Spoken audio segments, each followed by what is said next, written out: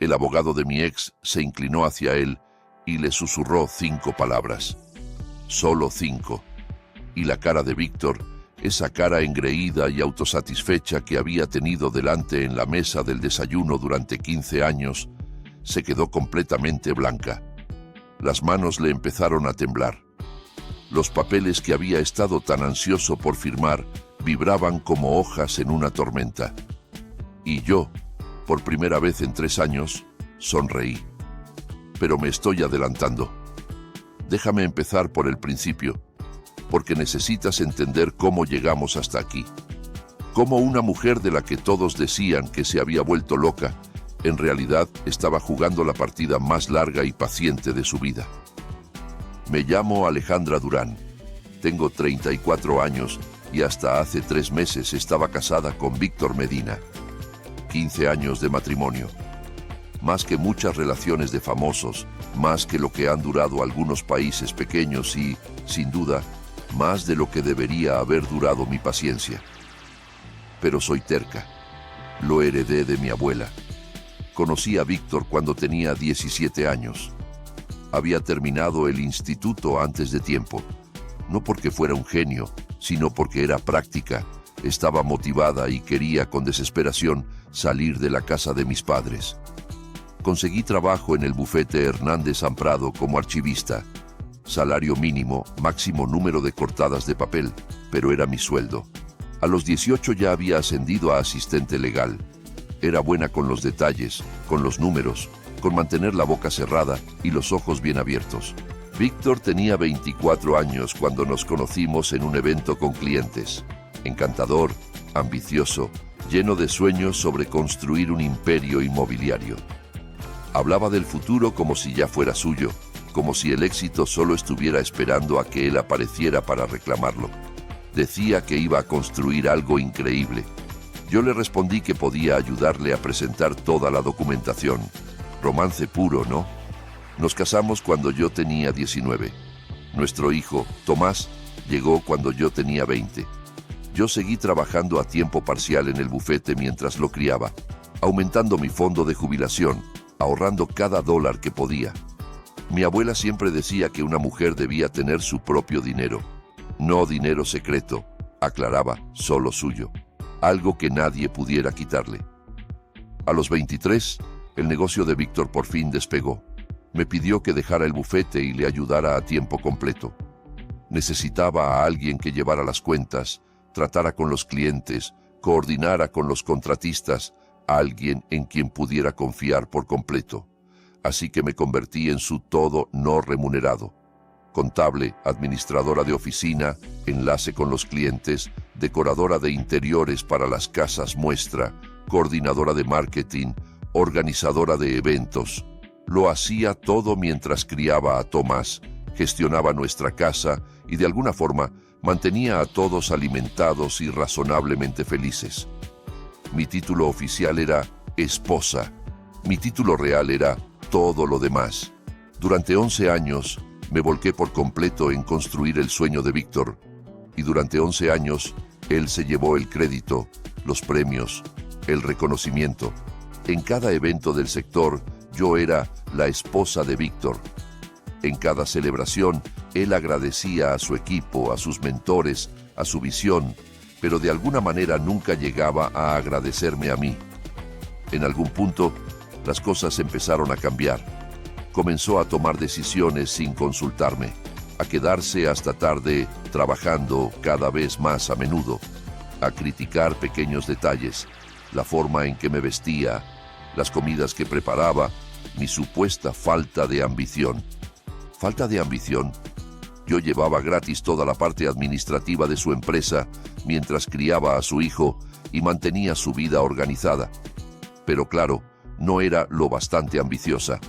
Entonces, hace 3 meses, soltó la bomba. Llegó a casa un martes por la tarde. Yo estaba haciendo la cena, su plato favorito, para rematar, porque aparentemente soy adicta al esfuerzo no apreciado. Me sentó en la mesa de la cocina con una expresión en la cara. No estaba triste ni arrepentido, solo profesional, como si habláramos de un contrato. «Quiero el divorcio», dijo, Y luego añadió, quiero la casa, los coches, el negocio, todo. Tú te quedas con Tomás. Lo dijo como si estuviera pidiendo en un menú. Yo me quedo con los activos, tú con el niño. Gracias. Te quedas con Tomás, como si nuestro hijo de 15 años fuera una pizza sobrante, como si fuera una molestia que él, generosamente, me permitiera conservar. Me quedé mirándolo fijamente. 15 años de matrimonio y así terminaba todo. En nuestra mesa de cocina, entre el salero y la mantequillera, como si yo fuera otro objeto del que estaba prescindiendo. Lo que yo no sabía en ese momento, lo que no descubriría hasta más tarde, era que Víctor llevaba meses planeando esto. Ya tenía abogado, Héctor Whitman, caro y experimentado. Había estado construyendo su estrategia de salida mientras yo le preparaba la comida y le agendaba las citas con el dentista. Me había dejado totalmente fuera de juego el mismo hombre en el que yo había confiado todo. Al día siguiente, apareció su madre, Lorena Medina, una mujer que me había tratado como el servicio doméstico durante 15 años, llegó con el cabello perfectamente peinado y esa cara de falsa compasión perfectamente ensayada. Me dio palmaditas en la mano y me dijo que debería haberme esforzado más en mantenerlo feliz. Los hombres tienen necesidades, querida, comentó, como si estuviera explicándole algo complejo a una niña lenta.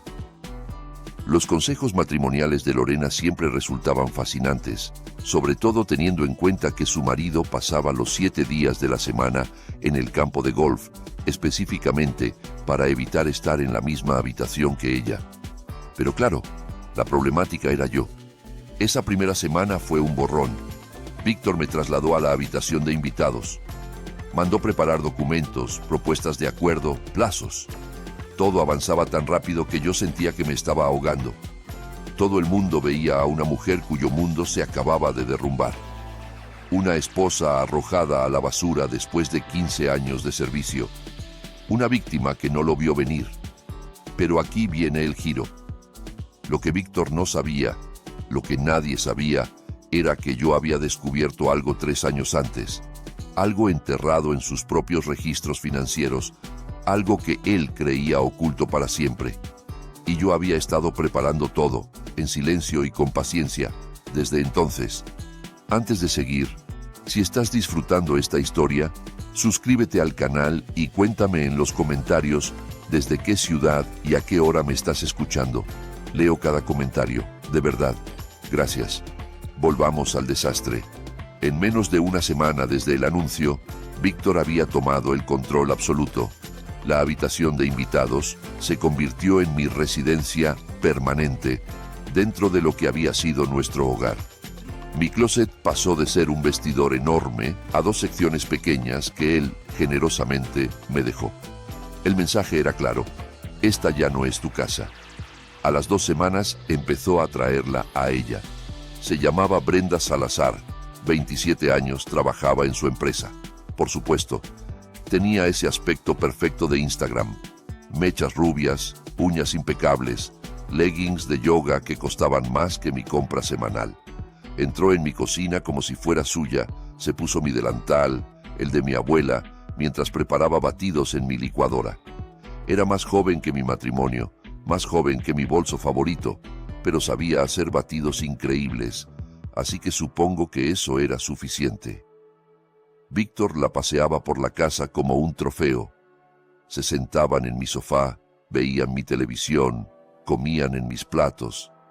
Él le ponía el brazo encima delante de mí, como si yo fuera un mueble, como si ya me hubiera desvanecido. La humillación subía de nivel cada día. Primero canceló mi tarjeta de crédito personal. Tenemos que separar las finanzas, dijo, como si estuviera siendo razonable. Después, la tarjeta conjunta. Luego sugirió que quizá debería ir buscando otro lugar donde quedarme mientras aclarábamos las cosas, en mi propia casa, y yo era la que tenía que irse.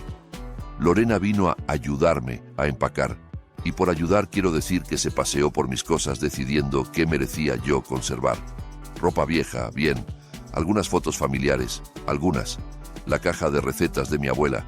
Esa la dudó, como si estuviera considerando quedársela, lo que no se me permitió llevar. Ninguna joya que Víctor me hubiera comprado en 15 años, ningún mueble que yo hubiera elegido, nada de valor. Son bienes gananciales, explicó Lorena, y le pertenecen a Víctor. Metió mis cosas en bolsas de basura, no en cajas, bolsas de basura, como si yo fuera basura lista para sacar.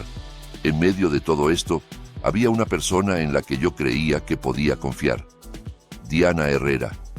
Éramos amigas desde el instituto, 20 años de amistad, pasando juntas por novios, rupturas, embarazos y todo lo demás. Fue la primera persona a la que llamé después del anuncio de Víctor.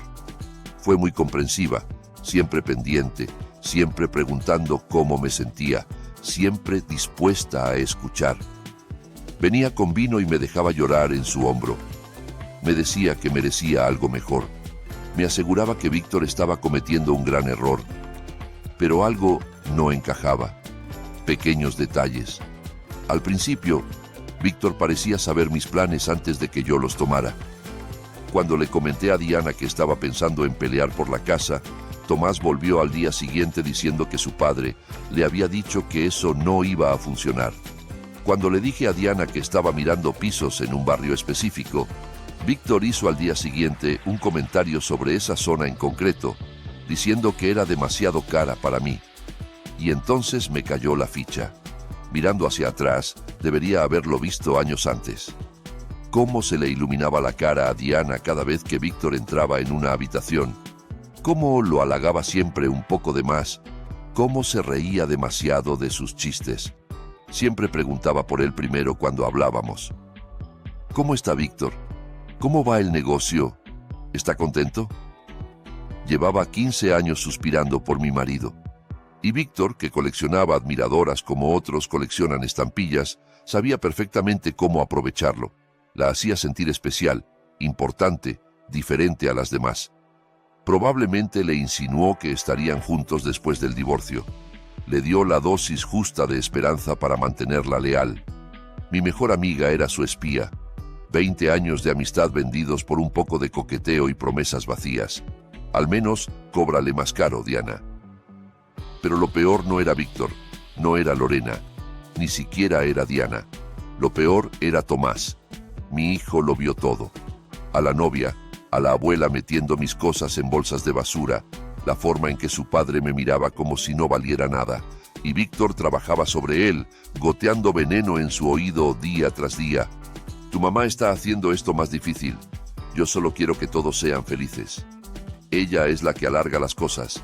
Estoy intentando ser justo, pero ella no coopera. Tomás empezó a alejarse de mí. No estaba enfadado exactamente, solo distante, confundido.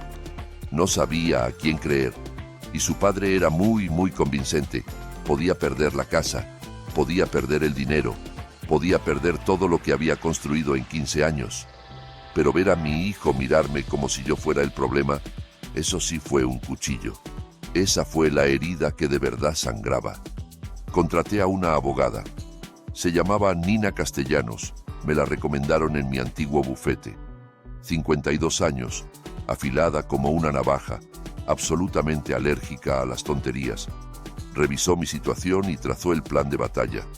Tú ayudaste a construir este negocio, me dijo. Te corresponde la mitad de todo. La casa, la empresa, las cuentas. Vamos a pelear. Yo la miré en silencio durante un buen rato. ¿Y si no quiero pelear? Nina me miró como si hubiera empezado a hablar en chino, como si hubiera sugerido enviarle a Víctor una tarjeta de agradecimiento y una cesta de frutas. Creyó que estaba rota, deprimida, demasiado hundida como para defenderme. No tenía ni idea. Me mudé a un piso pequeño con Tomás. 2 habitaciones, un baño, una cocina del tamaño de la despensa de la casa anterior. La mitad de nuestras cajas ni siquiera cabía. Se quedaron apiladas en la esquina de la habitación de Tomás como un monumento a lo mucho que habíamos caído. Mientras tanto, Víctor subía fotos con Brenda a redes sociales. Nuevo capítulo, nueva energía, bendecido, escribió. Debajo, Lorena comentaba: feliz por ti, hijo, te mereces alegría. Mi hermana me llamó furiosa. Necesitas una abogada tiburón. Llévatelo todo, que no se quede con un centavo. Todos tenían un consejo. Todos pensaban que sabían lo que yo debía hacer. Todos veían a una mujer que se había rendido, que no luchaba, que estaba dejando que su marido la pisoteara. Todos estaban equivocados. Hay algo que pasa cuando te subestiman. Dejan de mirarte. Dejan de ser cuidadosos a tu alrededor. Dejan de proteger sus secretos. Y justo ahí es cuando descubres todo lo que necesitas saber. 3 años. Ese era el tiempo que yo llevaba cargando con este secreto. Ese era el tiempo que llevaba sabiendo la verdad sobre Víctor Medina y su deslumbrante, glamuroso y completamente falso imperio. Todo empezó un martes cualquiera por la noche, 3 años antes del divorcio. Víctor trabajaba tarde otra vez. Para entonces siempre trabajaba tarde, aunque yo todavía no sabía lo que eso significaba realmente. Yo estaba revisando los libros de la empresa, conciliando cuentas, haciendo el trabajo nada glamuroso que mantenía el negocio funcionando. Y encontré algo raro. Una transferencia a una cuenta que no reconocía. Luego otra, y luego un patrón. Dinero que salía de nuestras cuentas hacia lugares que yo nunca había visto. Seguí tirando del hilo. Me quedé despierta hasta las 3 de la mañana rastreando cada movimiento. Lo que encontré me dejó helada.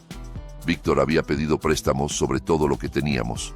La casa, nuestra preciosa casa que todo el mundo admiraba, tenía 3 hipotecas. El préstamo original de $400,000, una segunda hipoteca de $350,000 tomada 4 años antes, y una tercera de otros $350,000 2 años después. Total adeudado, $1,1 millones. Valor real de la casa, $850,000. Estábamos $250,000 por debajo del valor de una vivienda que yo creía que ya estaba pagada. La empresa estaba aún peor. Líneas de crédito al máximo por $200,000. Impuestos atrasados por $85,000. Deudas con proveedores por $120,000. Préstamos de equipos por $75,000.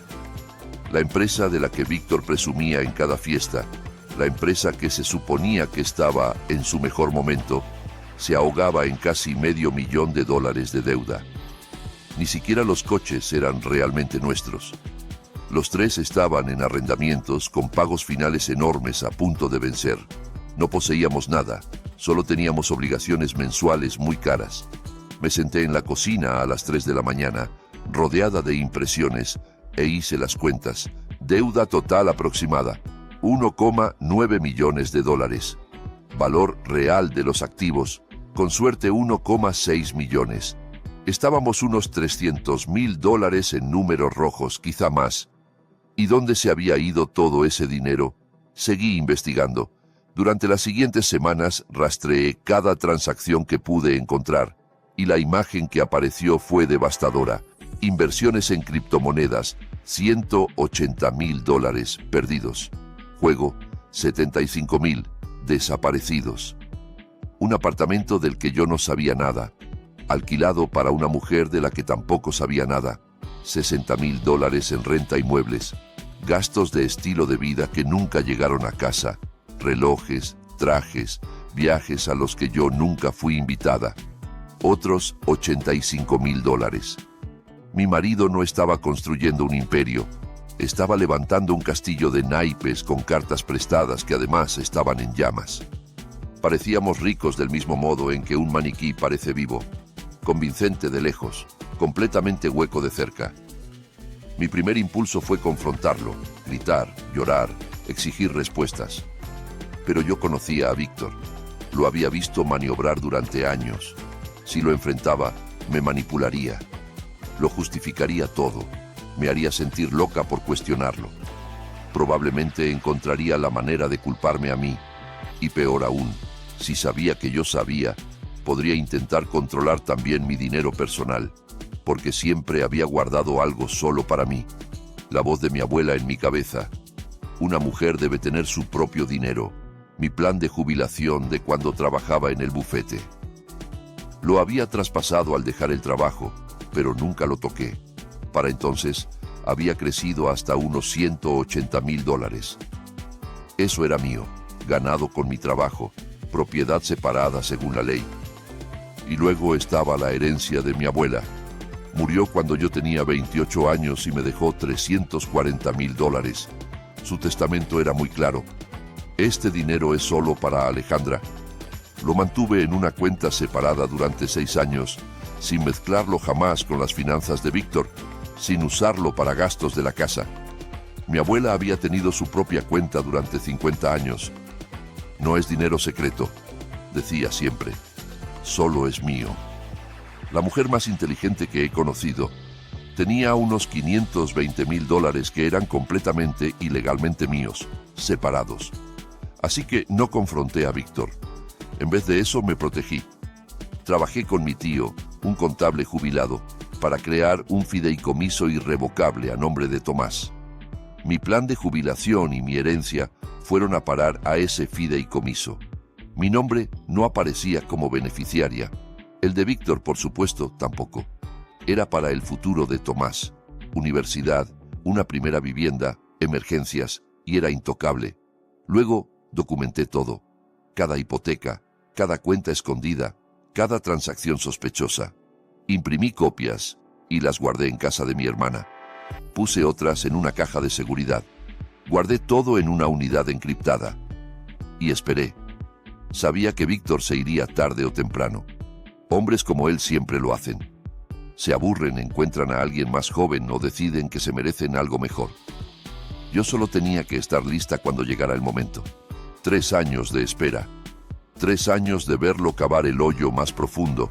3 años de sonreír en las cenas mientras sabía que toda nuestra vida estaba construida sobre arenas movedizas.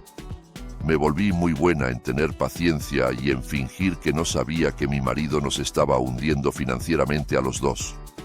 Cuando por fin pidió el divorcio, cuando exigió la casa, los coches, el negocio, todo, estuve a punto de soltar una carcajada. No estaba pidiendo activos, estaba exigiendo deuda, solo que aún no lo sabía. De vuelta al presente, me senté frente a Nina Castellanos y coloqué 3 archivadores sobre su escritorio. 3 años de pruebas, cada hipoteca, cada préstamo, cada cuenta oculta. Ella leyó en silencio durante casi 1 hora. Cuando por fin levantó la vista, su expresión había cambiado por completo. ¿Sabes esto desde hace 3 años? Preguntó. Estaba esperando a que él se fuera, respondí. Sabía que lo haría tarde o temprano. Y cuando exigiera todo, en realidad estaría pidiendo cargar con toda la deuda. Solo que todavía no lo entiende. Nina se recostó en la silla. La lástima desapareció de sus ojos. También la preocupación. Lo que la reemplazó fue algo parecido a la admiración. Así que cuando firmes la cesión de todos los activos, resumió, tú te vas limpia. Él se queda con las hipotecas, las deudas del negocio, los arrendamientos de los coches. Todo pasa a ser responsabilidad exclusiva suya. Y mi herencia, mi fondo de jubilación, añadí, propiedad separada, nunca mezclada, legalmente protegida, descansando tranquila en un fideicomiso para mi hijo. Nina guardó silencio unos segundos. Luego sonrió. Una sonrisa lenta, peligrosa. Señora Durán, dijo, creo que le debo una disculpa. Pensé que se había rendido. Yo le devolví la sonrisa. Todo el mundo lo piensa. Esa es la idea. Nina pasó de verme como a un gatito perdido a mirarme como si fuera una gran maestra de ajedrez. Prefiero eso. El vestuario es mejor. La trampa ya estaba montada. Los números comprobados. La documentación blindada. Lo único que tenía que hacer ahora era dejar que Víctor creyera que estaba ganando. Y nadie interpreta mejor a la perdedora resignada que una mujer que ha tenido 15 años de práctica. Los 3 meses siguientes fueron una clase magistral de actuación. Me convertí exactamente en lo que todos esperaban que fuera. Rota, derrotada, apenas aguantando. Llegaba a las mediaciones con los ojos rojos y las manos temblorosas. Hablaba en voz baja, titubeando, como una mujer que había perdido toda su confianza. Pedía tan poco que hasta el mediador parecía incómodo. Solo quiero lo suficiente para empezar de nuevo, dije en nuestra segunda sesión. No quiero ser conflictiva. Sé que el negocio es la vida de Víctor. Sé que la casa significa todo para él. No quiero destrozar más a la familia de lo que ya está. Solicité un acuerdo de $50,000 en efectivo, mis pertenencias personales y custodia compartida de Tomás. Nada más. Víctor aceptó de inmediato. Probablemente esperaba que yo luchara por la mitad de todo, que es lo que pediría cualquier abogado sensato. En lugar de eso, yo estaba pidiendo migajas. Me miró a través de la mesa con algo parecido a lástima, como si fuera un animal herido al que él estaba ayudando a terminar con su sufrimiento. Merecía un Oscar por esa actuación, o, por lo menos, un Globo de Oro. Me habían dado el papel de mi vida, y mi única audiencia era mi mentiroso, infiel y pronto arruinado exmarido. Con cada semana que pasaba, la arrogancia de Víctor crecía. Dejó de ser cuidadoso, dejó de fingir que era el razonable. Empezó a decirle a todo el mundo que yo ni siquiera había luchado. Se rindió, le contaba a sus amigos del golf.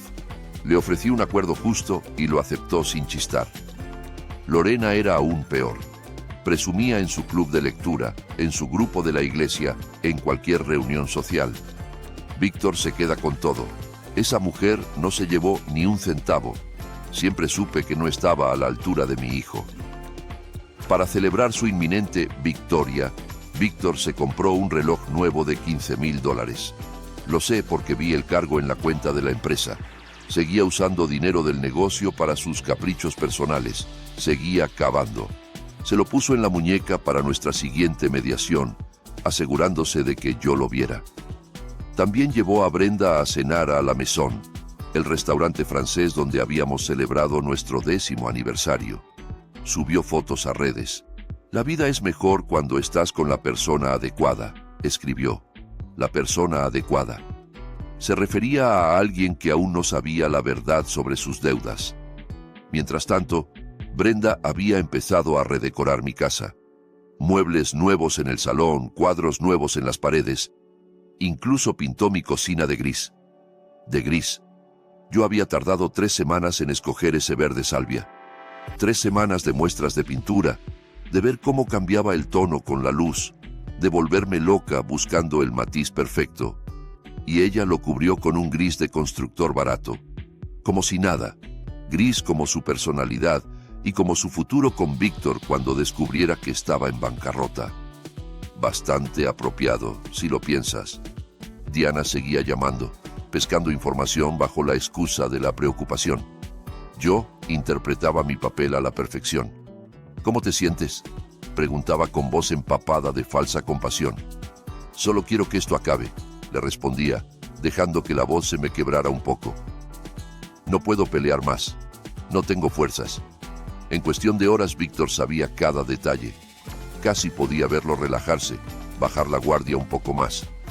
Diana creía que me estaba utilizando. En realidad no era más que un servicio de mensajería muy barato. Pero mientras los adultos jugaban sus juegos, Tomás observaba. Y mi hijo, mi inteligente, atento y maravilloso hijo, empezaba a notar cosas que no encajaban. Se fijó en el reloj nuevo de $15,000 de su padre, pero también escuchó cómo Víctor le decía que no podían pagar el viaje escolar a Washington, D.C. Vio las bolsas de compras de Brenda apilándose en la entrada, mientras oía a su padre quejarse de que las cosas están muy ajustadas. Notó la distancia entre el estilo de vida que Víctor mostraba y las excusas que ponía. Una tarde, Tomás vino a mi diminuto piso y se sentó en la mesa de la cocina, una mesa de segunda mano. Me miró con esos ojos serios, tan parecidos a los de su padre, pero con algo que Víctor había perdido hacía mucho: honestidad. «Mamá», dijo en voz baja, «¿papá de verdad es rico?». Lo miré largo rato. «¿Tú qué crees?». Se quedó callado, procesando. «Creo que algo no está bien. Creo que está fingiendo». Le tomé la mano. «Confía en mí. Solo espera un poco más». Mi hijo de 15 años se dio cuenta de que algo iba mal antes que 2 abogados y un contable certificado. Debería cobrarle honorarios a su propio fondo universitario por asesoría. Mientras tanto, Nina afinaba nuestra estrategia legal con precisión quirúrgica. El convenio principal de divorcio Dejaba claro que yo renunciaba a cualquier derecho sobre los bienes gananciales. La casa, la empresa, los vehículos, todo pasaría a nombre de Víctor. A cambio, yo recibiría mi modesto pago en efectivo y me marcharía. Pero anexado a ese acuerdo había un documento adicional, una declaración detallada de pasivos. Cada deuda, cada hipoteca, cada préstamo, cada obligación asociada a esos activos. Cuando Víctor firmara para quedarse con los bienes, estaría asumiendo legalmente todas las cargas. Las hipotecas serían exclusivamente suyas. Las deudas del negocio pasarían a ser solo su responsabilidad. Los arrendamientos de los coches, su problema. Todo estaba ahí, negro sobre blanco, legal, correcto, devastador. Los documentos legales son como poesía, me dijo Nina. Poesía aburrida, cara y capaz de arruinarle la vida a alguien. Mi tipo favorito. 2 semanas antes de la audiencia final, Héctor Whitman, el abogado de Víctor, llamó a Nina con ciertas reservas. Mi cliente está asumiendo activos significativos, dijo con cuidado. Quisiera solicitar una auditoría financiera completa antes de finalizar, solo para verificar todo. Nina mantuvo la voz neutra. Por supuesto, facilitaremos la documentación que sea necesaria. Pero cuando Héctor llevó esto a Víctor, mi futuro exmarido lo frenó en seco. Nada de auditorías, le dijo. Yo construí esa empresa. Sé perfectamente lo que vale. No voy a pagar a un contable para que me diga lo que ya sé. Héctor insistió. Le recomiendo encarecidamente verificar los valores antes de firmar. Es una decisión importante. No, lo interrumpió Víctor. Brenda quiere que esto se termine. Yo también. Nada de más retrasos. Héctor llevaba más de 30 años ejerciendo. Sabía cuando un cliente estaba a punto de cometer un error. También sabía que no podía obligar a nadie a seguir su consejo. Le presentó a Víctor un documento de exención, una hoja reconociendo que el abogado le había recomendado una revisión financiera independiente y que él la rechazaba en contra del consejo legal. Víctor lo firmó sin leerlo, igual que firmaría todo lo demás sin leerlo. Nunca subestimes el poder de una novia impaciente para hacer que un hombre se salte la letra pequeña. Brenda valía millones para mí, en términos legales. La noche antes de la audiencia, Víctor me mandó un mensaje. Gracias por no hacer esto feo. Me quedé mirando esa frase un buen rato.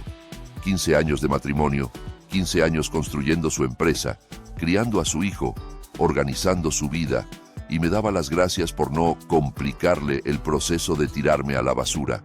Le respondí, solo quiero lo mejor para Tomás. Y lo mejor para Tomás era su fideicomiso, su futuro asegurado y un padre a punto de aprender la lección más cara de su vida. Nina me llamó esa noche. Jueves, 9 de la mañana. Audiencia final. Jueza Patricia Hidalgo. ¿Estás lista? Miré alrededor de mi pequeño piso. Los muebles de segunda mano, las cajas aún sin deshacer en la esquina, la cocina diminuta que había pintado de verde salvia porque me recordaba a la esperanza. Llevo 3 años lista, le contesté. Jueves, 17 de abril, 9 de la mañana, sala 4B. Recuerdo cada detalle de esa mañana. La luz del sol entrando por los ventanales altos, el olor a madera vieja y cera para el suelo, el murmullo suave de los abogados pasando papeles. Ahí era donde 15 años de matrimonio iban a terminar oficialmente, y donde 3 años de paciencia iban por fin a dar fruto. Víctor llegó primero, por supuesto.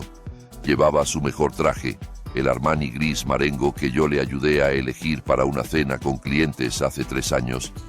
Su reloj nuevo brillaba cuando estrechó la mano de Héctor. Parecía confiado, relajado, como un hombre a punto de cerrar un negocio muy favorable. Brenda esperaba en el pasillo. No podía entrar en la sala, pero quería estar allí como apoyo moral. La vi un segundo, desde la puerta, maquillaje perfecto, bolso de diseñador, mirando el móvil como si aquello fuera una cita más del calendario. Lorena también estaba, sentada en la zona del público.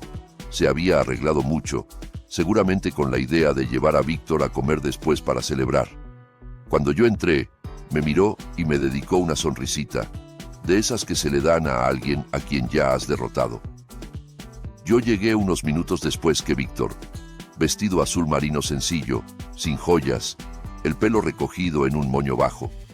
Parecía cansada, derrotada, como una mujer que ya no tiene nada por lo que luchar. Perfecto.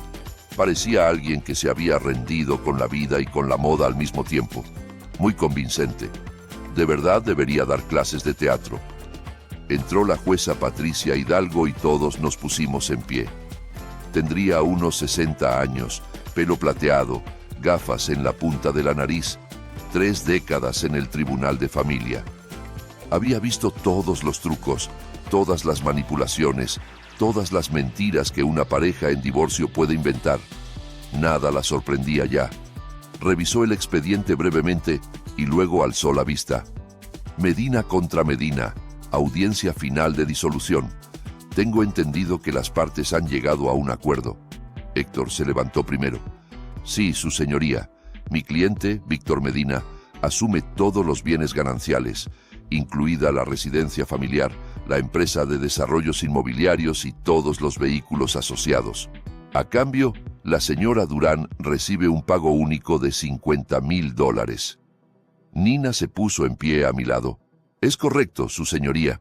Mi clienta acepta renunciar a todo derecho sobre esos bienes y acepta los términos del acuerdo. Los ojos de la jueza se posaron en mí. Analizó mi rostro unos segundos, buscando signos de coacción, supongo, señales de que me estaban presionando para aceptar un maltrato. Señora Durán, dijo, tengo que confirmar que usted entiende lo que está aceptando hoy. Está renunciando a su derecho sobre una propiedad considerable, la casa familiar, la empresa que ayudó a construir. ¿Está segura de que esto es lo que quiere? Mantuve la voz suave, un poco insegura. Sí, su señoría, lo entiendo. ¿Entra en este acuerdo de forma voluntaria? ¿Nadie la está presionando? No, su señoría. Bajé la mirada hacia mis manos y luego volví a alzarla. Solo quiero que mi marido tenga todo lo que ha pedido. Quiero que esto termine. La jueza me estudió un momento más.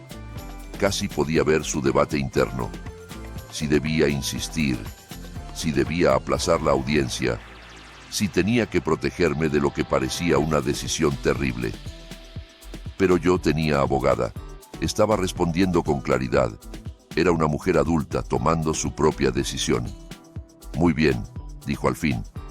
Sigamos. La secretaria repartió los documentos finales, página tras página de lenguaje legal, con firmas requeridas cada 3 hojas. Víctor firmaba con entusiasmo, apenas echando un vistazo a lo que aceptaba. Quería terminar. Quería volver a su nueva vida, con su nueva novia y su nueva libertad. Yo firmaba despacio, con calma. Cada trazo era medido y preciso. Este era el momento que llevaba 3 años esperando. Pensaba saborearlo. Al otro lado de la sala, vi a Víctor mirar a Lorena y sonreír. Ella asintió, orgullosa. Desde el pasillo, su teléfono vibró, seguramente Brenda mandándole ánimos. Revisó el móvil en plena audiencia de divorcio. Ese era el tipo de hombre que era. Mientras tanto, Héctor Whitman hacía lo que hacen los buenos abogados. Revisar todo el paquete de documentos por última vez. Convenio principal firmado. Anexos de bienes firmado. Términos del acuerdo firmados. Entonces llegó al anexo. Declaración de pasivos. Vi su cara mientras leía. Vi cómo una sombra de confusión cruzaba sus rasgos. Lo observé pasar páginas hacia atrás y hacia adelante, como si esperara haber leído mal. No se había equivocado. El rostro de Héctor palideció. Se inclinó hacia Víctor, intentando ser discreto. «Señor», susurró, «tenemos que hablar». Víctor lo apartó con la mano, aún disfrutando de su victoria. «Ahora no, ya casi terminamos». «Señor», insistió Héctor, esta vez en un susurro más urgente, «usted está asumiendo todas las deudas». Víctor se giró. «¿Qué?» «La declaración de pasivos», murmuró el abogado señalando los números. «Las hipotecas, los préstamos del negocio, todo está aquí. Usted asume la responsabilidad personal de todo. Por primera vez, Víctor miró de verdad lo que había firmado. Vi sus ojos recorrer las cifras. Vi cómo se le iba el color del rostro. Casa, 1.1 millones de dólares adeudados. Valor de mercado, 850.000. Empresa, 480.000 dólares en deudas combinadas. Vehículos, 115.000 en arrendamientos. Pasivos personales adicionales, 200.000. Deuda total aproximada, 1.9 millones de dólares. Valor neto de todo lo que acababa de reclamar, menos 300.000. No había ganado la lotería, había ganado la factura. Víctor se levantó de golpe, la silla chirrió contra el suelo. Esto está mal. Miró los papeles, luego a la jueza, después a mí. Ella me ocultó esto. Es un fraude. La voz de la jueza Hidalgo fue cortante. Señor Medina, siéntese. Esos números son falsos, insistió Víctor, cada vez más alterado. Manipuló los documentos. Esto es... Señor Medina, repitió la jueza, con un tono que no dejaba espacio para discusión. Siéntese. Él obedeció, pero las manos no le dejaban de temblar. La sonrisa confiada había desaparecido, sustituida por algo muy parecido al pánico. La jueza miró los documentos y luego a Víctor. Señor Medina, estoy viendo aquí una declaración de pasivos anexa al acuerdo. Son deudas asociadas a los bienes que usted está reclamando. Bienes a su nombre, su empresa, su propiedad. Lo miró con severidad. ¿Está diciéndole a este tribunal que no conoce su propia situación financiera? Silencio. Ver a Víctor intentar explicar por qué no sabía de sus propias deudas fue como ver a un gato intentar justificar por qué hay un jarrón roto en el suelo. Fascinante e imposible de creer. Héctor carraspeó. Su señoría, debo dejar constancia de que recomendé a mi cliente una revisión financiera independiente antes de esta audiencia. Él la rechazó. Tengo la exención firmada. Mostró el documento, el mismo que Víctor había rubricado sin leer, el que decía, con todas las letras, que el abogado había recomendado una auditoría completa y que su cliente la había rechazado. La jueza lo revisó. Entonces el señor Medina fue aconsejado para verificar estas cifras y decidió no hacerlo. Firmó una renuncia reconociendo esa decisión. Miró a Víctor. ¿Es correcto? Él observaba el papel como si fuera una serpiente que acababa de morderle. Yo pensé... ¿Esa es su firma, señor Medina? Pausa larga. Sí. Entonces asumió este riesgo de forma voluntaria, concluyó la jueza. Tuvo la oportunidad de investigar. Decidió no hacerlo. El acuerdo se mantiene. Víctor me miró desesperado. Tú lo sabías, dijo con la voz quebrada. Sabías todo esto. Le sostuve la mirada tranquila. Fui tu contable durante 11 años, Víctor. Sabía todo. Su cara pasó por todas las emociones. Confusión, rabia, traición, miedo y, por fin, la que yo esperaba. La comprensión. La certeza de que él mismo se había puesto la soga. Quiero retirar el acuerdo, dijo, volviéndose hacia la jueza. No entendía lo que estaba firmando. Esto no es justo. La jueza negó con la cabeza. Señor Medina, usted firmó los documentos ante este tribunal afirmando que entendía y aceptaba todos los términos. Estaba representado por un abogado competente. Rechazó una revisión adicional. Su esposa no ocultó nada. Estas son sus deudas, sus hipotecas, sus obligaciones. Hizo una pausa. El acuerdo es definitivo. El mazo golpeó la madera. Señora Durán, tiene usted su compensación. Señor Medina, usted tiene los bienes acordados, junto con todos los pasivos asociados. Este matrimonio queda disuelto. Me levanté, alisé mi vestido, tomé mi bolso. Miré a Víctor por última vez. Estaba desplomado en la silla, con los papeles desperdigados delante, mientras su mundo se derrumbaba. Dijiste que querías todo excepto a Tomás, murmuré. Te he dado exactamente lo que pediste. Salí de la sala sin mirar atrás. En el pasillo, escuché cómo la voz de Víctor se elevaba, gritando a Héctor, exigiendo saber cómo había ocurrido, amenazando con demandas. Y las respuestas tranquilas del abogado: yo le recomendé la auditoría, lo tengo por escrito, usted se negó. A través de las puertas de cristal, vi el rostro de Brenda cambiar mientras lo escuchaba. La vi mirar a Víctor, mirarlo de verdad por primera vez. De pronto, dejó de ver al empresario exitoso y empezó a ver otra cosa, a un hombre hundido en deudas. Se fue antes de que yo llegara al ascensor. Rápido, los tacones resonando sobre el mármol, sin mirar atrás. La salida de Brenda fue más veloz que su entrada en mi matrimonio. Al menos en eso fue coherente. Salí al sol de abril. El cielo estaba azul, el aire templado. Detrás de mí, mi exmarido seguramente seguía gritando sobre justicia y fraude y de cómo nada era culpa suya. Delante tenía una nueva vida, más pequeña, más simple, pero completamente mía. El colapso fue más rápido de lo que imaginé. En 2 semanas, Brenda se había mudado de la casa, empacó sus cosas de madrugada y dejó una nota: esto no es lo que yo esperaba. La cocina gris se quedó vacía. En un mes, Víctor intentó vender la casa, pero cuando debes más de lo que vale, no hay compradores. Solo llamadas del banco por cuotas atrasadas y agentes inmobiliarios sugiriendo una venta a pérdida. En 2 meses, la empresa empezó a dejar de pagar. Proveedores interpusieron demandas. La línea de crédito se congeló. La compañía que Víctor había tardado 15 años en construir, la misma a la que yo había dedicado 11 años de mi vida, se desmoronó como polvo. En 3 meses, Víctor estaba reuniéndose con abogados especialistas en bancarrota. El hombre que se jactaba de su imperio estaba ahora calculando qué activos podría proteger de los acreedores. La respuesta era: casi ninguno. El perfecto hijo de Lorena iba llamando a familiares para pedir préstamos, presentándose en casas de parientes con excusas y explicaciones. Nadie sabía nada de las deudas. Seguro que Alejandra escondió algo, me engañó. Pero los documentos contaban otra historia. Las hipotecas estaban a su nombre, los préstamos a su nombre, las pérdidas del juego, las cripto, el apartamento secreto, todo firmado por él. Escuché que el boletín navideño de Lorena ese año fue muy breve. Víctor está explorando nuevas oportunidades. Sí, oportunidades en reestructuración de deuda.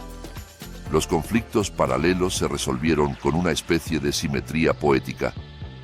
Diana me llamó una semana después de la audiencia. Tenía la voz temblorosa. No tenía idea de que las cosas estuvieran tan mal. Lo siento muchísimo, Ale. Yo nunca quise... Yo pensé que Víctor y yo... No respondí. No le di el cierre que buscaba. Hay puentes que no se deben reconstruir. Hay amistades que no merecen una segunda oportunidad. 20 años de historia tirados por un guiño y unas promesas vacías de un hombre que usaba a todo el mundo. Intentó llamarme 3 veces más. Y luego se cansó. Me la imagino esperando todavía a que Víctor la note. Se va a cansar de esperar. Lorena eligió otro camino. Intentar llegar a mí a través de Tomás. Dile a tu madre que yo no sabía nada de los problemas de dinero. Dile que lo siento por cómo la traté. Dile que quiero hablar con ella. Tomás miró a su abuela, la misma mujer que había metido las cosas de su madre en bolsas de basura, que la había llamado inútil, que se puso del lado de su padre sin hacer una sola pregunta, y respondió: mi mamá está ocupada construyendo su vida, no tiene tiempo para excusas. Lorena quería perdón, yo quería paz. Adivina quién consiguió lo que quería. Tomás, mi hijo maravilloso, inteligente y atento, terminó de entenderlo todo. No porque yo se lo explicara, sino porque lo dedujo solo. Vio los documentos del juzgado, escuchó las excusas de su padre, vio a Brenda marcharse, vio a Lorena dar vueltas sin rumbo, vio cómo se desmoronaba toda la fachada. Una noche, más o menos un mes después del divorcio, se sentó conmigo en el piso pequeño, ese con la cocina verde salvia, ese con los muebles de segunda mano y las cajas, por fin, desempacadas. Esperaste 3 años, dijo en voz baja. Sabías todo este tiempo y solo esperaste. Quería asegurarme de que tú estuvieras protegido, le respondí. Pasara lo que pasara entre tu padre y yo, necesitaba saber que tú ibas a estar bien. El fideicomiso. $520,000 a salvo y fuera del alcance de cualquiera. Se quedó callado unos segundos. Luego me abrazó. De verdad me abrazó. De esos abrazos que no había visto en meses, de los que un chico de 15 años no suele dar por iniciativa propia. Un abrazo que decía, entiendo. Un abrazo que decía, estoy orgulloso de ti. Ahí supe que pese a todo, algo había hecho bien. Mis $50,000 del acuerdo se fueron en empezar de nuevo. El primer mes de alquiler, la fianza, muebles básicos que no se estuvieran cayendo a pedazos. No era lujo, pero era estabilidad. El fideicomiso se quedó como estaba. Intocable. El futuro de Tomás. Universidad, quizá una primera casa, una red de seguridad que nadie podría arrebatarle. Yo, por mi parte, me matriculé en cursos de diseño de interiores en el centro comunitario, el sueño que había guardado en un cajón cuando tenía 23 años para ayudar a Víctor a levantar su imperio. Ahora por fin estaba construyendo el mío. Empecé poco a poco. Mi primera clienta de verdad fue una mujer llamada Sandra, 52 años, saliendo de un matrimonio de 28. Estaba de pie en su nuevo piso vacío con cara de estar perdida cuando me preguntó, ¿cómo se empieza de cero? Me lo pensé un momento. Un cuarto a la vez, le dije, un color a la vez, un día a la vez. Pintamos su cocina de verde salvia. Lloró al verla terminada. Son lágrimas felices, explicó. Es el color de los comienzos. Unos 3 meses después de que el divorcio se hiciera oficial, Víctor apareció en mi puerta. Casi no lo reconocí. Había adelgazado, pero no de una forma sana. Tenía ojeras profundas. El traje estaba arrugado. El reloj había desaparecido. Parecía un hombre que había pasado por una guerra y la había perdido. Se quedó en el marco y, por un segundo, casi sentí lástima. Casi. No sabía que era tan grave, murmuró. Yo cometí errores. Lo sé. Pero no quise que todo esto... Me recosté en el marco y lo miré. De verdad lo miré. A ese hombre al que había querido casi media vida. Al que me había tirado como basura. Al que ahora se ahogaba en las consecuencias de sus propias decisiones. ¿Podemos hablar?, preguntó. Tal vez podríamos arreglar algo. Yo podría... no sé. Quizá podríamos... Ni siquiera fue capaz de terminar la frase. No pudo pronunciar lo que realmente quería. Ayuda. Mi ayuda. Después de todo. Pediste todo, menos a Tomás, dije tranquila. Y eso es exactamente lo que tienes. Alejandra, por favor. Adiós, Víctor. Cerré la puerta. Se quedó en el pasillo 10 minutos. Lo sé porque lo miré por la mirilla mientras comía helado. El mejor show que he visto. 5 estrellas. Lo vería otra vez. Esa noche, después de que Tomás se fuera a dormir, me senté en la pequeña sala y miré la foto de mi abuela en el estante. La caja de recetas estaba al lado. La única cosa que Lorena casi me arrebata. La única que de verdad importaba. Tenías razón en todo, abuela, susurré. Ten tu propio dinero, conoce tu valor y nunca dejes que nadie te haga sentir pequeña. El piso estaba en silencio. Era pequeño, nada que ver con la casa en la que viví 15 años. Pero era mío. Cada color en las paredes, cada mueble, cada decisión, mía. Y por primera vez, en más tiempo del que puedo recordar, era libre. Gracias por escucharme hasta el final. Ya tienes en pantalla más de mis historias más intensas y adictivas. Haz clic en una ahora mismo y no te pierdas lo mejor. Te van a encantar. Nos vemos en la próxima.